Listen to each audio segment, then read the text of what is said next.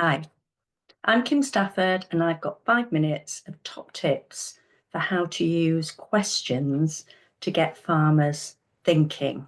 Being a mentor is you often know that questions are a useful tactic, and they actually are useful in you learning about your mentee and engaging with that mentee and getting conversations going. What I want you to consider are how questions can be used differently. So, yes, we can ask questions to learn about the farmer, to learn about their farm. What system do you use? How many staff do you have? What sorts of challenges do you face? Um, and they're really useful questions because they're creating engagement and more importantly, they're helping you learn about what you're dealing with on that farm. When I want you to, I suppose, readjust your thinking around questioning, it's just being aware that some questions are not used by mentors to get a response or to get information.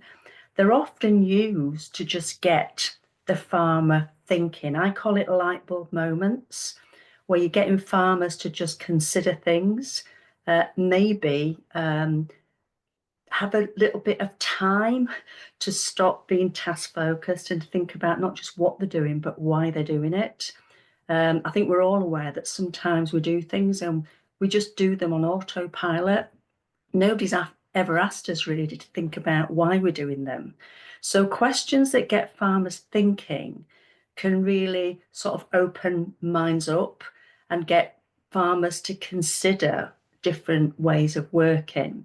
And questions like, okay, so, that didn't work in the past. And I know that it probably feels like it's not worth trying again, but sort of help me understand sort of what happened last time you did that. I'm just interested in why it didn't work.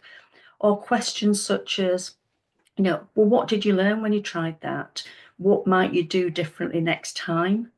Um, and also, what would happen on farm if you made that change? Sort of talk me through what would be done differently.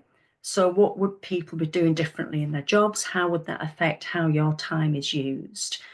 The questions that there isn't a right or wrong answer to, they're just questions to get those light bulb moments going. If you can get light bulb moments where people really think, then often that's when you can cause change and action.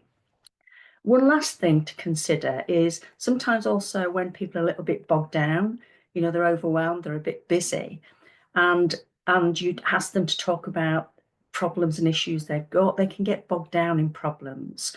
So one thing to think about is I call it outcome thinking, is to get farmers thinking about, what would be different? Let's think about in the future if you made that change.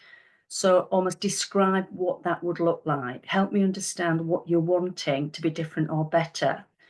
And once they've described that future picture, you can then work backwards from that around the things that would need to be put in place to cause that to happen. It just prevents people getting lost in the problem, which often eats up a lot of time.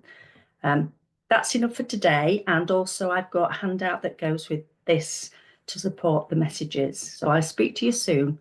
Bye.